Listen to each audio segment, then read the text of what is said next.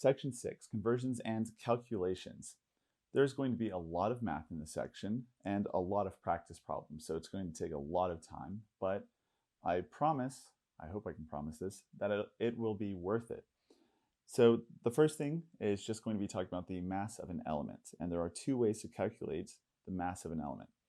This first way, calculating the mass number, is going to be good for isotopes. It'll tell you individual isotopes, but it won't tell you, let's say, the mass on the periodic table. So you would use this formula to find the mass number in carbon 12, or let's say carbon 13. Each of those are specific numbers of protons and neutrons that you could find from the mass number calculation, but it won't tell you the mass on the periodic table. It's just 4 isotopes. So the second one, calculating the atomic weight given isotopes, is what will tell you the mass on the periodic table. And so this has a couple of different names. This also goes by relative atomic mass, atomic mass,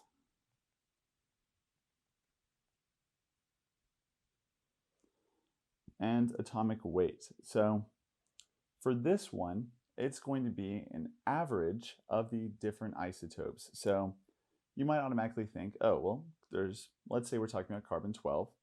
There is carbon 12 and there is carbon 13, and those are both stable isotopes.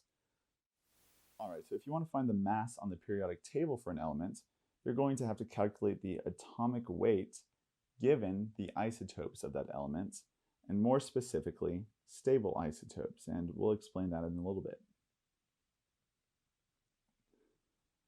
So atomic weight also goes by a couple of different names that you're going to need to know. So atomic weight,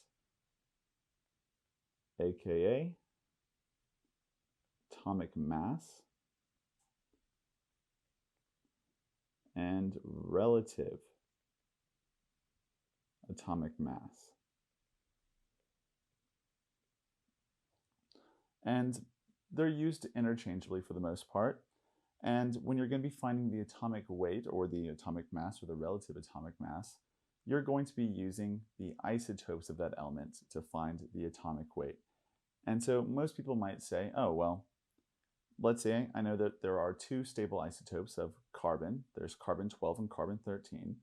So if I have to use the isotopes, I'm going to guess that it's going to be the average. And you're right for the most part, it's just not the average you might think of. So carbon 12, carbon 13, carbon 12.5 maybe. But no, it's going to be a weighted average. And so you're going to have to consider not just what the isotopes are, but how much of that isotope is found in nature. What's the overall percentage of carbon that's carbon 12 in nature? And so the formula is atomic mass of element X equals mass 1 of the first isotope times the percent of that isotope in nature, plus mass 2, abundance 2, so on, so on. And both of these, mass number and atomic weight, have the units atomic mass units. And I will just write that because I wrote over it. Units, atomic mass units.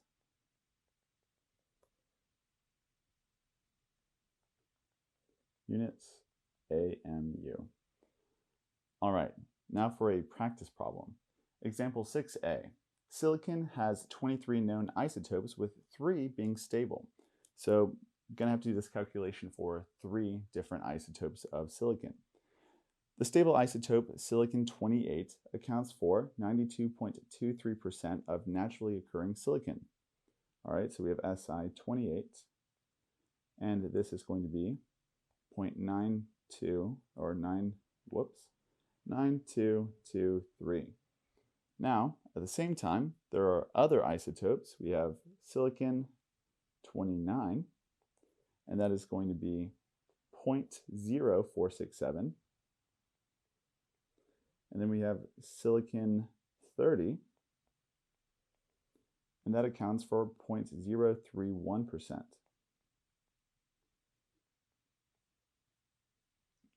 All right, so now what is the relative atomic mass of silicon using our formula?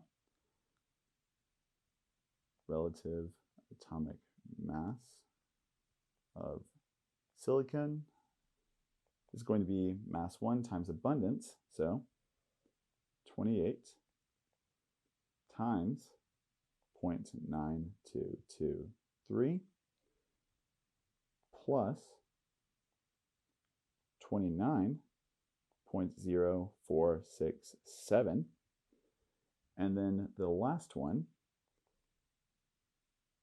30 times 0.031. And overall, this should be